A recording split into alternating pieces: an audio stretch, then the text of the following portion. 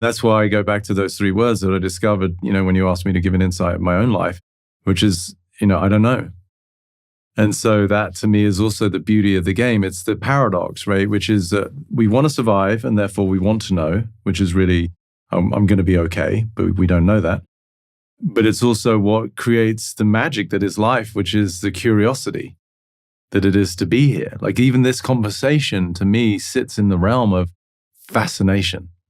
People tuning in right now, hoping, that they're going to garner some insight, some inspiration that they wouldn't have known otherwise.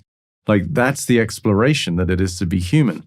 And one of my favorite distinctions that hit me very early on is the difference between searching and exploring.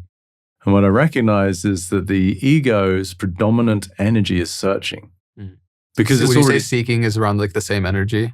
Seeking to a certain degree. Seeking is sort of like the highfalutin form of searching that, is associated with spiritual people. It's a rebrand of searching. Yeah. It just sounds cooler. Yeah. I'm a seeker. No, you're not. But no, I think it's important because a lot of people are identified with that terminology too. Being a seeker or a searcher. Yeah. And so there is a component of seeking, searching, but to me, when it's shifted into exploring, there's a joy and a playfulness that comes with the same pursuit, right? So the adventurous spirit that is our nature, we see that just everywhere with children, right? Like what is the number one word that most children use when they start to use language is why, right? Like why daddy, why mummy? And so that to me speaks to one of the inherent qualities of the soul, which is curiosity. And so the smarter we become, the more successful we become, the more status that we develop in society, the more we tend to think we know shit, which ironically is a form of decay, right? Because you've lost that fascination, that exploration, that adventure. Conclusions are like a death unto themselves, right? Yep. It closes the possibility of you exploring more. The knowing mind, it's limited, right? And so for me, I often joked early on in my career, I'm like, I have all of these incredible humans around the world that seek my counsel from sports to entertainment and business, and I'm the first person to say, I don't know. That'll be a lot of money, please. Yeah. I'll send you an invoice for realizing that I don't know, neither do you. No, and they're like, oh my God, that's amazing. Obviously, there's a certain degree of knowing in there, but to have that underlying current of curiosity, fascination, adventure, and exploration is to me the feeling of aliveness that we see in children. That to me is the vitality that is often lost when people start to know what's often not possible anymore, right? It's the loss of the imagination because you've got one too many forms of evidence as to why something's not going to work anymore. The old adage of what is it, dance like no one's watching and love like you've never been hurt before, right? Like these expressions resonate with people because it really appeals to that, where we become resigned and cynical to life because we've got evidence that we're holding on to that now sort of squashes what was otherwise there beforehand, which was, it's just sheer fucking pure possibility. What is it about the ego that fears to be wrong, fundamentally? Its own death. Something that is illusory to begin with is afraid of its own death. It has to be because it has no ground to stand on. There's no actual evidence other than the story.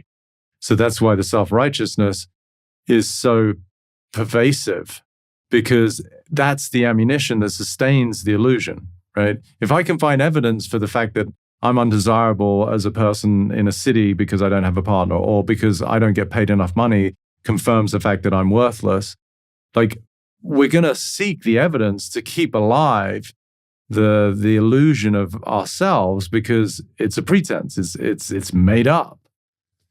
Truth doesn't need evidence. And so that's why we're always, fighting for those limitations because otherwise it's just a death.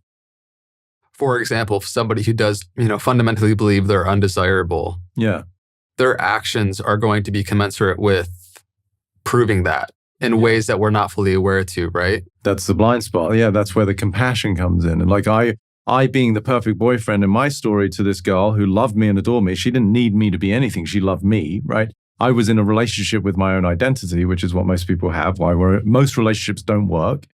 So that was me, unbeknownst to myself, trying to overcome that which I thought I was, which I wasn't, right? So I'm looking for evidence, for whatever it is, reinforcement, reassurance that like, oh, I'm a great boyfriend, right? It's like, okay, that would appease the hurt of feeling that I'm not enough somehow. So that's the addiction, right? Again, like, I love quotes. So I say, there's no greater addiction than one's idea of oneself, right? That's the ultimate addiction. It's not the substance. It's not the behavior.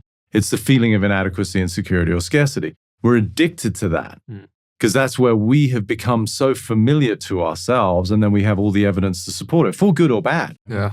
I working with a lot of athletes. I can remember even with Tiger Woods when he wasn't a client, but I worked with a lot of people on the tour. Even if he was, say, 5, 6, 7 shots back on a Sunday, the last day, he had created a personality that the millions of viewers behind TV screens and then the thousands of people watching at a golf course, their view of him was he's going to come back and win. So in that case, it was sort of perhaps a more positive form of identity that could pull his behavior in a way that would make him show up. But he'd created that. He'd built that foundation until such time he can sustain it, and then he fell apart too because the pressure's too much. But for the most part, people are reinforcing some limiting view of themselves. See, I told you that that was too good to be true. I knew that wouldn't last. Right? These statements that are just, tossed around like every day are nonetheless, they've got some insidious evidence behind them that is really reinforcing that you're not just this extraordinary, timeless, boundless being who's divinely gifted to tap into this extraordinary experience that it is to be alive. No, that's not for me. That's, With people that deal with addiction, I find that for people that have gone through recovery and maybe are 10, 20, 30 years down the road, I have wondered, often they still use the verbiage of like, I'm an addict. Yeah. And I'm curious, like the last gate seems to be like letting go of the story completely that I am an addict even. And like there is this, and I understand it's a delicate situation and thing to balance, because there is this maybe fear of temptation around substance or, you want to guard your behaviors or something. But I just wonder how much energy we use, like literally physiologically, to uphold these false assumptions about ourselves, and how much energy gets freed up and the dissolution of that. It's the number one thing I hear whenever I work with anyone, and it just happened last weekend because it was module 1 of my mastermind. Every single person I work with says, I feel lighter. As soon as they see something that was a constraint, because it pulls energy, as you said, to sustain an identity requires resources because it's fictitious. So even in the realm of addictions, and I get what you're saying, like we live around people and we know people who've, struggled, and it's hurtful and it can destroy lives and relationships. And so there is a sensitivity to that. But, to be categorically honest, no one's a fucking addict. No one is. The addiction is to the idea of yourself that's not you. Right? So in the absence of that, it comes back to, know thyself. I am. That's about as far as we can go. I am. The consciousness that is self-aware is about as far as I can go. Anything on top of that is a delineation in any way in language that I am Peter. It's not a truth. I mean, it's convenient. If you see me walking down the street like, hey, Pedro, I'll look around. But I mean, I might as well be Tim. It doesn't really matter. Right? It's a sound. It just locates me in time and space in this dimension that we're in. So it's helpful. But to be able to disassociate from that which is not true is where the liberation lies. And that's where the absence of addiction occurs, because the addiction is to the identity. The identity then has its behaviors that can lead to substance.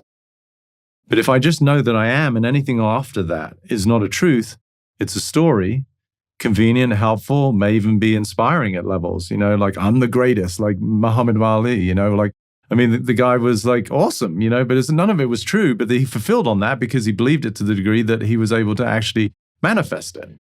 But equally, someone can say, I'll never meet anyone. Okay, well, it's Henry Ford, right? Whether you believe you can or you can't, you're right. Yeah. So that's the power of magic. This is why I love words and abracadabra. As I speak, so I create. Where we get to play with, co-create in this dimension where we're all artists. And the medium in which we get to express ourselves and create these masterpieces for good or bad is through vibration and words.